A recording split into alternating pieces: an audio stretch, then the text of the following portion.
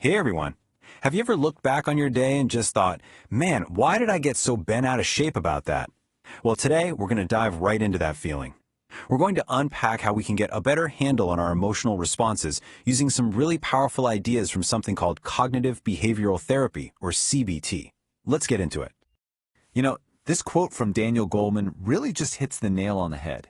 It perfectly captures this internal tug of war we all feel, right? It's the battle between our logical, thinking mind and that instant gut reaction, feeling mind. And that conflict, that's what we're going to explore today. So, let me ask you this, and be honest with yourself. Do you ever find that your emotional reaction, that sudden surge of anger or frustration or just sadness, is completely out of whack with what actually happened? And then later, you look back and think, okay, that wasn't really a big deal, but boy, in that moment, it felt like the end of the world. If that sounds even a little bit familiar, you are in exactly the right place. All right, so to really get to the bottom of this, we first have to clearly define the problem. We're going to look at what exactly is happening when that feeling mind of ours grabs the steering wheel and just completely takes over. Okay, I know emotional dysregulation sounds super clinical, maybe a little intimidating, but the idea behind it is actually pretty simple. All it really means is having an emotional response that's so intense that it stops being helpful. Think about it. It's the difference between feeling annoyed because someone cut you off in traffic and flying into a full-blown rage for the next 10 minutes. And this right here brings us to one of the most important and honestly, game-changing ideas from CBT. Just because you feel something, no matter how strong that feeling is, does not automatically make it true. Our feelings, as real as they are, can lie to us. A lot. And this is the classic trap we all stumble into. It's got a name. Emotional reasoning. It's where we use our feelings as proof of reality. So my heart is pounding and I feel terrified. My brain goes, this situation must be incredibly dangerous. Or I feel a wave of hopelessness, so my brain concludes, see, the situation is hopeless. We let our feelings write the script for reality, and that can blow a small problem into a massive one. So what if I told you that it's almost never the actual event that causes your level of distress?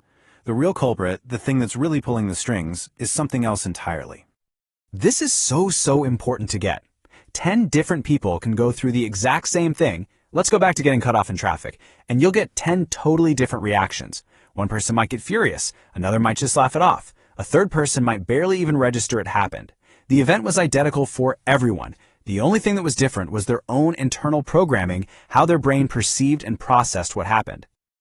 Okay, so what does a good response even look like compared to a bad one?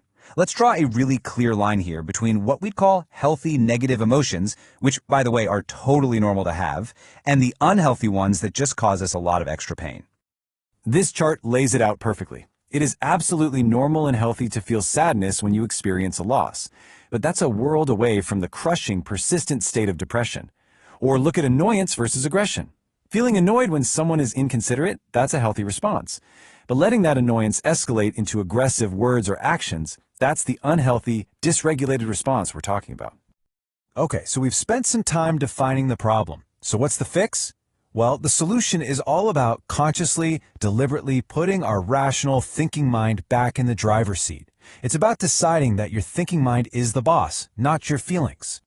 For most of us, most of the time, this is how it goes. This is our autopilot mode. Some event happens, it triggers an instant unchecked feeling inside of us, and that feeling leads straight to an automatic action. It's a chain reaction. Someone's rude, you feel angry, you snap back. Boom, boom, boom. No space, no thought. But now, look at this. The CBT way slips in one simple but totally game-changing step. An event happens. But before we let that feeling take over and run the show, we insert a moment of rational thought. We pause. We challenge that initial emotional flood. And that little pause is everything. It allows us to generate a more measured, healthy feeling, which naturally leads to a much smarter, more constructive action. So that all sounds great in theory, but how do you actually do this when you're in the heat of the moment, right? Well, there's a fantastic, super simple technique for this. It's easy to remember. Name it, tame it, and it's something you can literally start using today. It really just boils down to 3 simple steps. First, you have to notice. You've got to catch yourself in the act. Just say to yourself, okay, I'm feeling totally overwhelmed with anger right now. Second, you reframe. Challenge that inner voice. Ask yourself, honestly, is my reaction really proportional to what just happened?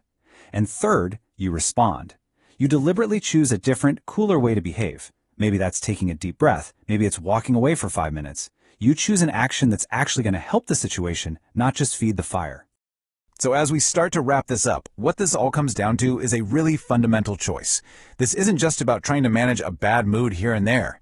It's about actively deciding what kind of person you want to be. And if you take one thing away from our time together today, let it be this. Let this one sink in. You do not have to be a slave to your automatic feelings.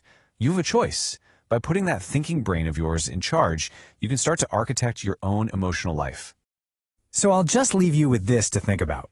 When life throws something at you, who do you want to show up as? The person who gets tossed around by every emotional wave, or the person who learns to calmly navigate the waters?